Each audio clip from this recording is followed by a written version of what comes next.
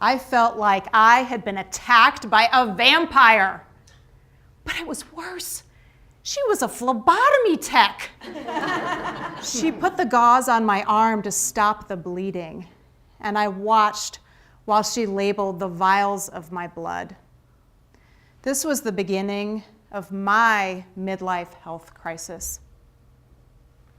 But when I think about aging well, I imagine it being like surfing on a spectacular wave. And what we want is we want our lifespan to match up with our health span, right? We want to surf that wave in, that healthy wave, all the way in to the shore. But only about 35% of you will make it even into your 60s without, still riding on your surfboard. And almost nobody gets to the ultimate shore without getting clobbered at some point, right? So the wave hit me in my mid-30s. At first it was like a slow motion tumble. But by my early 40s, the riptide had me. So a few weeks after my vampire encounter, I'm in my doctor's office, and we're going through an exhaustive list of lab results. And in there is a graph of my cortisol levels. Now, cortisol is a stress hormone that's produced by the body.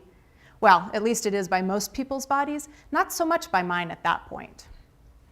My system had been producing cortisol for so long and so much of it that my system was crashing.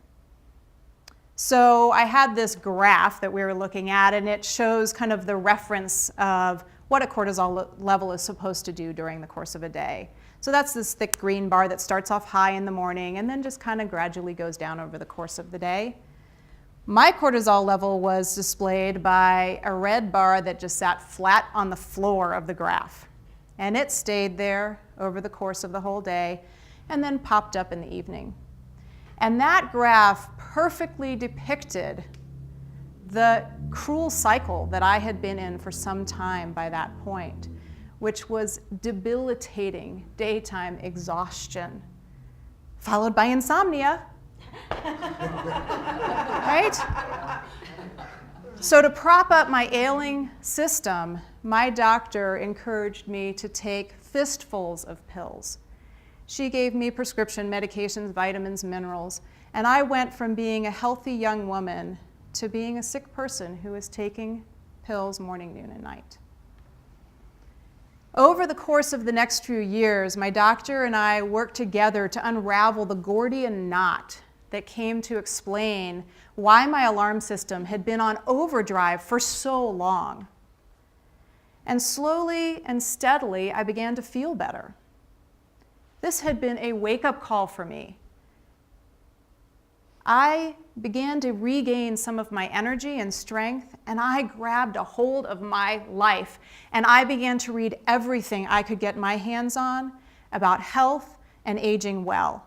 And through that course of study, I developed the skills and the tools that I needed and the action plan that I needed to take in order not only to regain my health, but to become healthier than I ever had been before.